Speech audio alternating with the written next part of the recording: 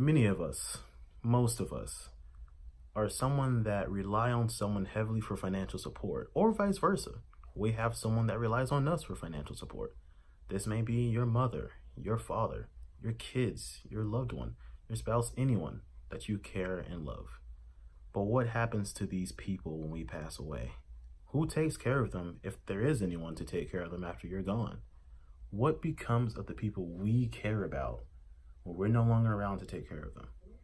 That's something my grandmother and I talked about months before her unforeseen death.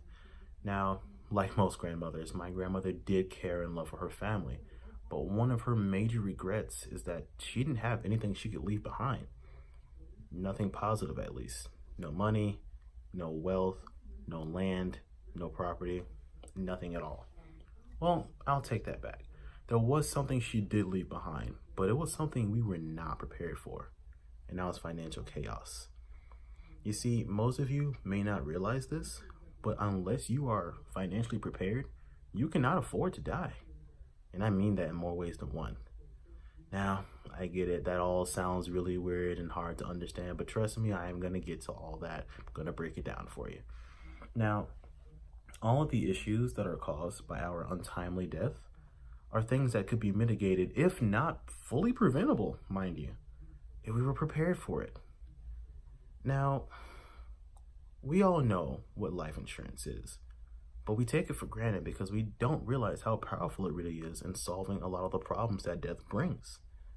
Research suggests that adults of the age 25 and above need to invest in life insurance because most families have one, maybe two breadwinners in that household supplying all the necessary funds. Also, people don't really take into account funeral costs. They're way more expensive than you might think. Another thing to take into consideration is debt, a lot of which most of us have. Now, that's a lot of information all at once. That's 3 major points, but I'm going to get to each one. Just follow along. So, like I stated earlier, most families rely on one, maybe two breadwinners in that house to make money, to provide the financial needs of that family. Otherwise, most of us would be homeless or living in shelters, and nobody wants that. Now, let's take a look at a chart of the average household income to see what we're working with here. I want you to take a look at this. This chart is from the years of 2005 to 2017. Now, what this chart shows you is the average household income. Now, all this information, of course, was gathered by, not myself, this was gathered by Gloria G. Guzman. She's a reporter for the U.S. Census Bureau, where this chart actually came from, their official website. And according to this chart, in the year of 2017 alone, the average median household income was only $60,000. Not too shabby, it's way above poverty, we're doing pretty fine. But imagine that in that household, both, or not even both, just one person passes away. Now we're left at about half of that, depending on how much that person was making. Now you're probably thinking, I can handle that. I can handle half of what I'm making right now. But I think anyone with kids knows that $30,000 a year is just not going to cut it. But let's say you can handle that. Let's say you don't even have any kids. Most people still have debt. A lot of us went to school. A lot of us have cars. A lot of us have mortgages.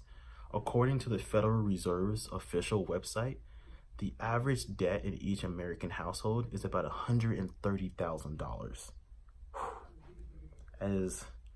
That's pretty heavy, especially when you take a look at the recent number, $60,000 per household. We're talking about twice as much debt than what you're making, or actually more than twice as much. And now you're only making half of that? Like I said earlier, financial chaos. But let's say you can handle that. You can handle dealing with half of the money you had. You can handle dealing with all the debt you had. There is still another factor you're not thinking about, and that brings me to my third point, funeral costs.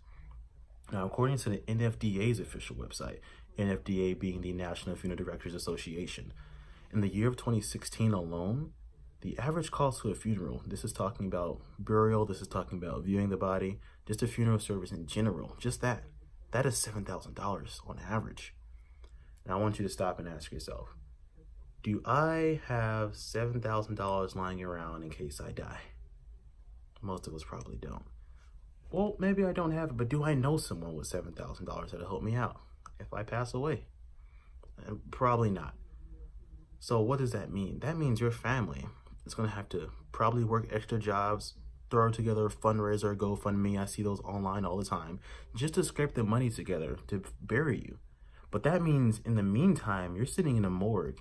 So by the time they finish grieving and they've gotten the money to pay for your funeral service, they have to grieve all over again. And I don't think any of us want our family to grieve twice more than they have to. But I want you to also think of the positives. We're not just talking about covering, debts. We're not just talking about covering funeral costs. We're not just talking about making sure that all the bills are paid if you're not here. There are plus sides to this, of course. Let's say after all that is taken care of, there's money left over, and there usually is if it's spent wisely. Your family can take that and start a family business. Not only can they make wealth for themselves, they can make wealth for the the following generations. So you just created wealth for not your generation, but the following generations as well with one move.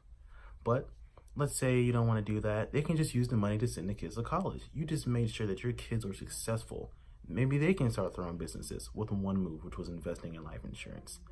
But let's say you don't have any kids, it's just you and your spouse. That's fine. You can now take care of your spouse even in the afterlife, because now they can take that money and start a retirement plan.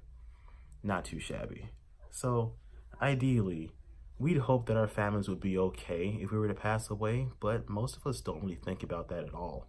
We're too busy in the here and the now, and that's not bad, but we gotta think about the future and the what ifs. Life insurance, again, is a necessity for anybody 25 and above if they want to take care of their family. So, what did we learn today?